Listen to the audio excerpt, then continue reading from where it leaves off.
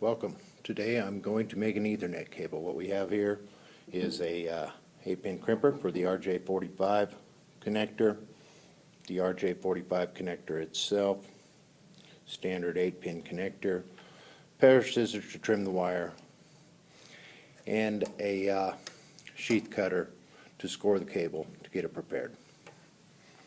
And of course, a cable. Standard 8-pin or 4 twisted pair cable. I like to take a couple inches off. Some people will only do as much as necessary. That just makes it hard to work with. Cable is cheaper than labor.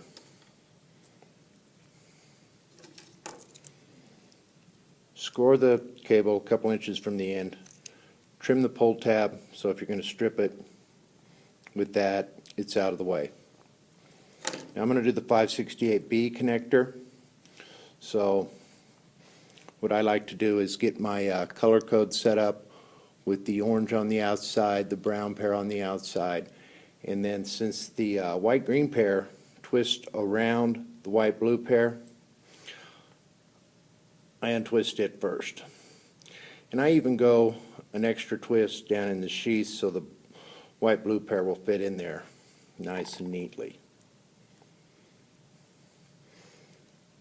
Then take the twist out of the white-blue pair. And this is really harder to do looking through a camera than I would have anticipated. It's all right. Good pinch power. And really all we have to do is get that first 3/8 of an inch or so nice and straight. So white, green, blue, white, blue, green. Then I'll work on my other 2 pairs.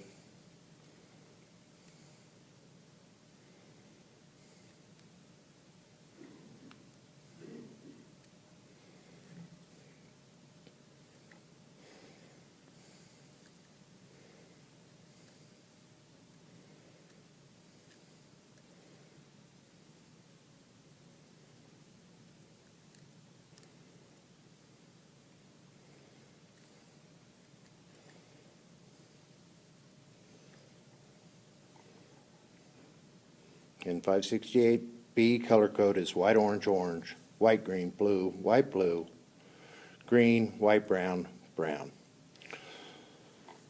So then take care to make sure those are all laid in there nice and flat. I like to pinch and work them around so they get straight, they get flat.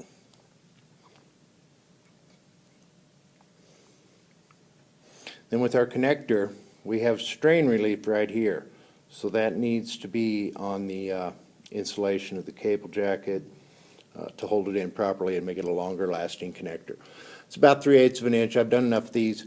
I can trim it straight flat across by feel on my thumb and get it to fit correctly. Wear safety glasses when you trim wire to avoid anything getting in your eye.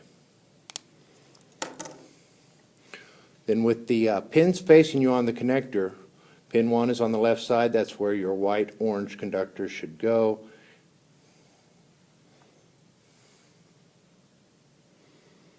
Make sure they're straight. It looks like I got them a little long, so I'll trim a bit more off of there.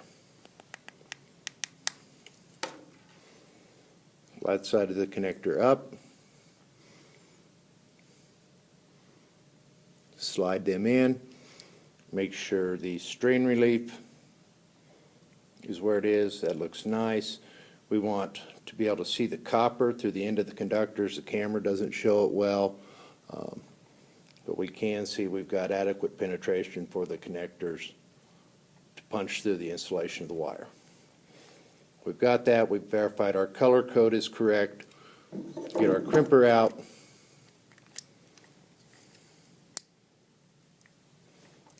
Crimp the connector, remove it, cut your cable to the length you need for the other connector, put it on, test it. You should be able to go, good to go with the Ethernet connector. Thank you.